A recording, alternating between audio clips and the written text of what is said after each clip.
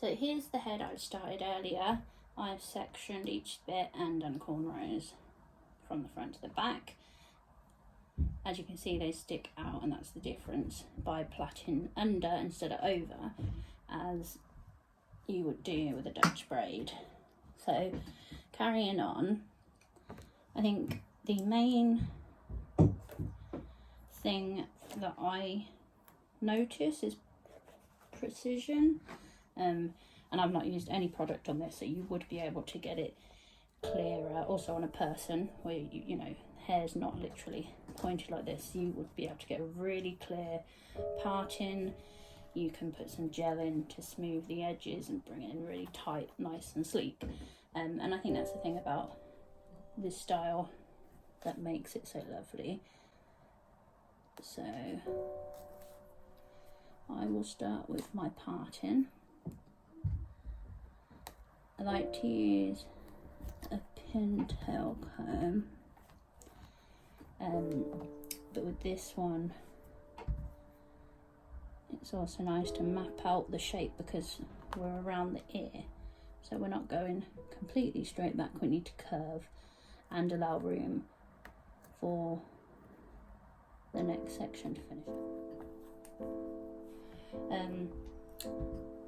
You can apply some leave-in conditioner as well, which I like to style with because it means your client's more comfortable, the hair's looked after and moisturised,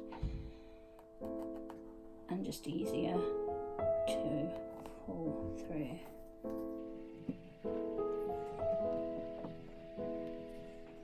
So now we're going to take this section, which is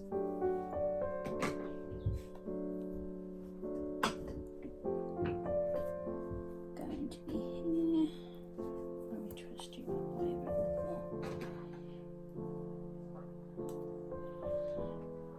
And this is where, if you wanted product, you can gel each side and run a bit through. And that's all get rid of your flyaways.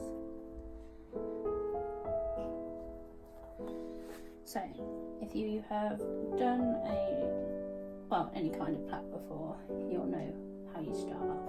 So you want to take 3 sections, even sections, which is always the more tricky bit,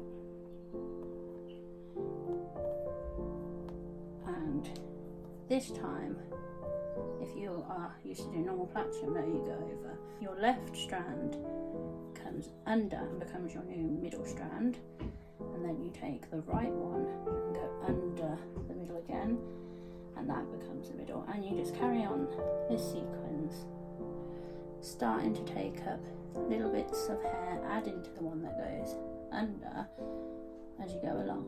You don't want to take too much, it literally wants to be in line with the sections you are plaiting at.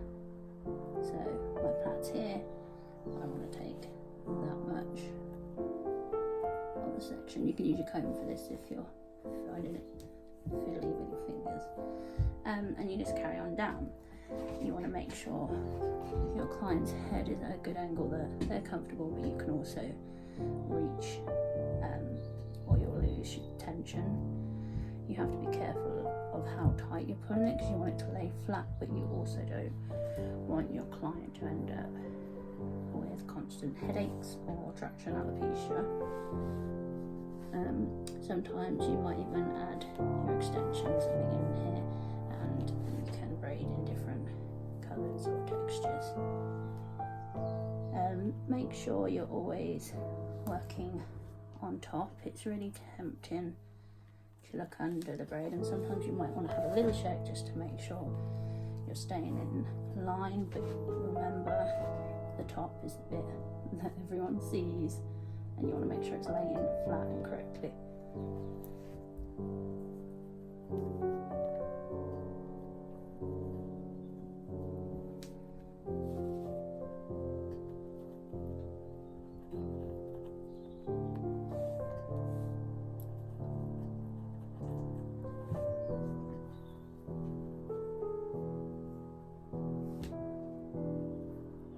Ever so often you might want to make sure you stop and just make sure your hair's not getting tangled as you twist, especially on curlier types. If you find it is, you can spray in a bit more leave-in conditioner, detangle. Make sure you're using a wide tooth comb and you start at the ends and you brush up. Do not just tug or you'll damage the hair, and I imagine have a very unhappy client. And make sure you tilt the head as you come to the back, and make sure you're still working in line. You don't want to take too far from the bottom or you're going to add more pull.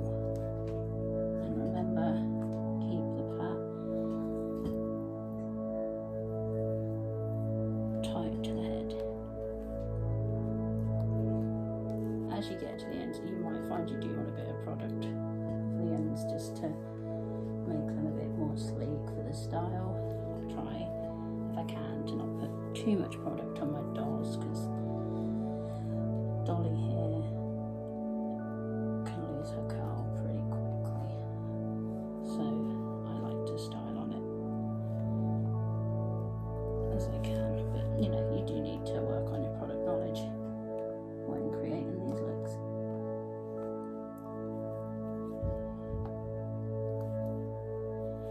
So when you get to the end, make sure you're taking in all the hair for that section. Make sure it is pulled to the nape of the neck there, and continue plaiting down to the end.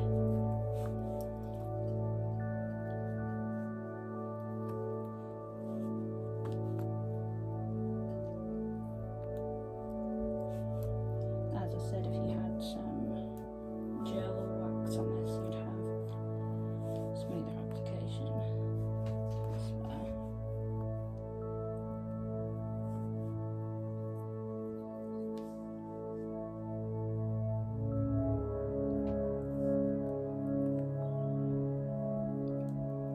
I think the lovely thing about cornrows as well is the styles that they can be put in themselves. When applied, they can be left in for a while, but also once you have that main set, you can still put a little bun in it, add extra hair. When creating the actual braids themselves, you can follow different track patterns. There's so much to do, it's just beautiful. But you can still see the curl in the end of that. So moving on to our last section now. This is where it's a bit more complicated as we are working on this massive arch. So you can take the front section in a few ways. Like you can take a slice. Sometimes I like to start at a corner depending on where I'm leading from. So with this one, you'll take it slightly to this corner, so we're going this way. Also, I'm not showing it on the camera very well, but it is best to be straight behind so you're in a good posture, that you're bringing the plait towards you, not overstretching, and it means that you're going to be holding the right tension without putting pressure anywhere you shouldn't. So we gather our 3 strands, remember, and I like to do it all before I pick up hair, just so the plait starts nice and early and you don't have too much of a non-patterned space.